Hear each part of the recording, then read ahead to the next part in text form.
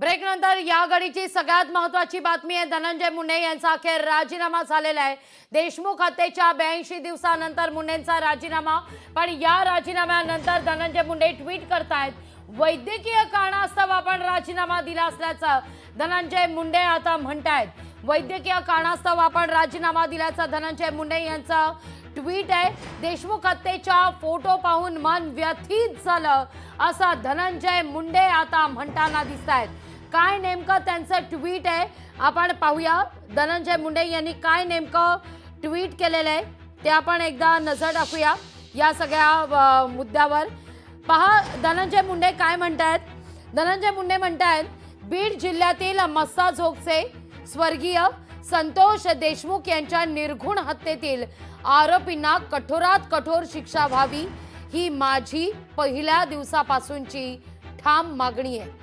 काल समोर आलेले फोटो पाहून मन अत्यंत व्यथित झालं।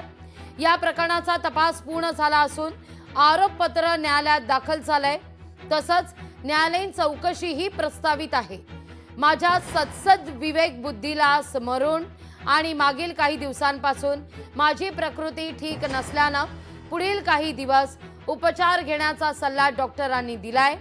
त्यामुळे वैद्यकीय कारणास्तव सुद्धा मी मंत्रिमंडळातून माझ्या मंत्रिपदाचा राजीनामा माननीय मुख्यमंत्री महोदयांकडे दिला आहे असं म्हणत टॅग केलेले धनंजय मुंडे यांनी सीएमओ महाराष्ट्र देवेंद्र फडणवीस आणि अजित पवार यांना आणि महाराष्ट्र गव्हर्नर यांना सुद्धा।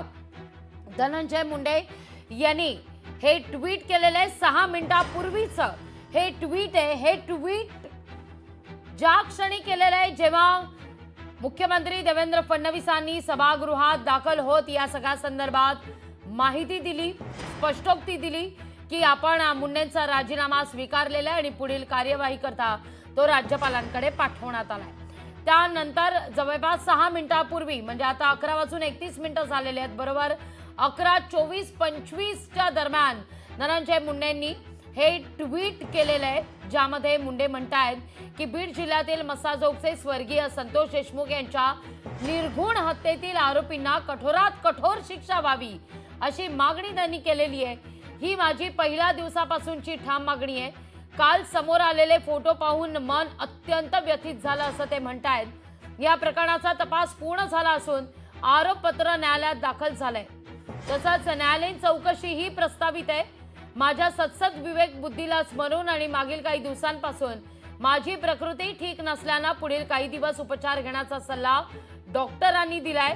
त्यामुळे वैद्यकीय कारणास्तव सुद्धा मी मंत्रिमंडळातून माझ्या मंत्रिपदाचा राजीनामा देतोय। यात 2 अर्थ महत्त्वाचे आहेत। एक तर पहिलं शेवटचं वाक्य धनंजय मुंडे म्हणतात, वैद्यकीय कारणास्तव सुद्धा मी मंत्रिमंडळातून माझ्या मंत्रिपदाचा राजीनामा देतोय।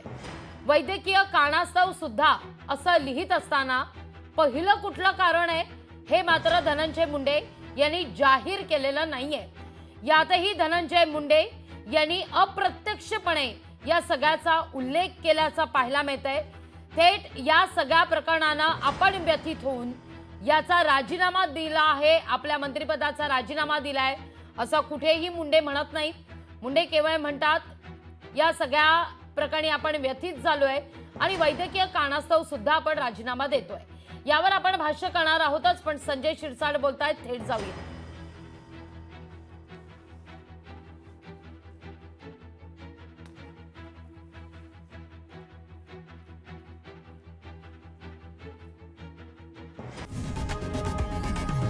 लोकशाही मराठी ऐका, पहा, जागरूक रहा।